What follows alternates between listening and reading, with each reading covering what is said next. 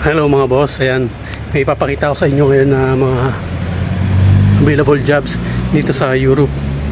Nag-manpower pooling yung mga agency dito or yung agency na jobs in Croatia. Ang partnership po nito sa Pilipinas yung Human Link. So eto mga boss, yung mga hiring at yung agency. So check nyo lang mga boss. Yan mga boss, yung ipapakita ko sa inyo yung pinakabagong opportunity dito sa Croatia ay dito po sa agency na Jobs in Croatia agency. Ang partnership po nito sa Pilipinas yung pong Human Link.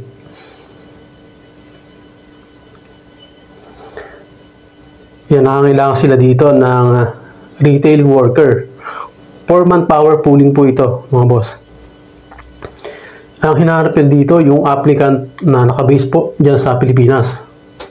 Yung qualification, 26 to 38 years old. Kailangan meron po kayong experience, at least 2 years work-related experience. Yan, ang kailangan dito na requirements with high school or college diploma, passport, kailangan valid ng 2 years at 6 months. Nakalagay din dito, applicant with valid DFA NBI apostille clearance should only be considered for interview. So kailangan po meron po kayong ready DFA NBI apostille po para ma-schedule po kayo sa interview. Interested applicant, please send CV, resume, high school or college diploma, DFA apostille, NBI clearance, yung sinabi ko kanina, passport copy, dito sa kanilang Gmail address, yung jobsincroatia@gmail.com. Huwag po kalimutan ilagay yung position na ina-applyan nyo. So, pangalawa na lang sila rito ng store attendant sa bakery. Yan, so magtitinda ka ng tinapay. Marami na pong Pilipino sa mga store bakery dito sa Croatia. 26 to 38 years old. Meron ding height requirements. Kailangan 165 cm above. Kailangan din ng 2 years related working experience. Yung mga requirements boss ay katulad din ng mga nabanggit ko kanina. So yan, ito po yung number 2. Retail store attendant sa bakery. 4-month power pooling only pa rin mga boss. Kailangan dito store attendant, gelato, ice cream. 26 to 38 years old ang kailangan dito. May height requirements 165 cm in height and above.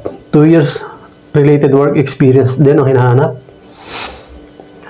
Yan yung mga requirements at qualification.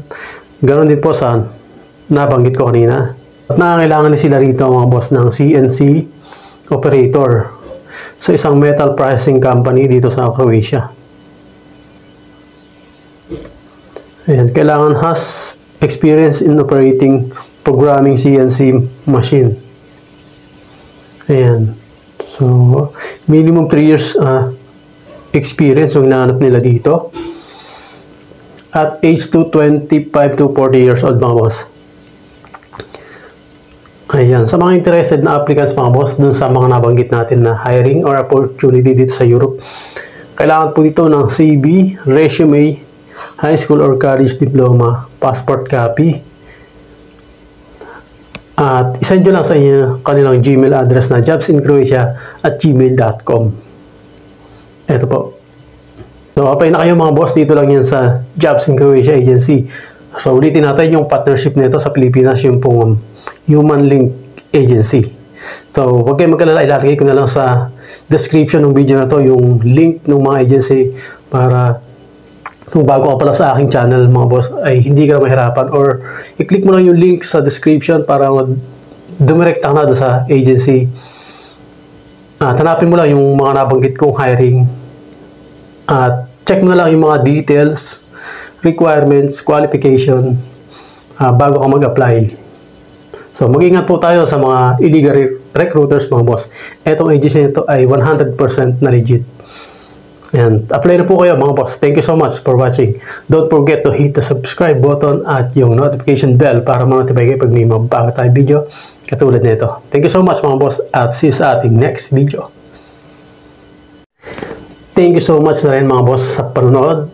At kung bago ka pala sa aking channel, ako nga pala si Ariel, iniimbitahan kita na mag-subscribe at i-click mo yung notification bell para ma-notify ka pag may mga bago tayong opportunity, update, trabaho dito sa Europe.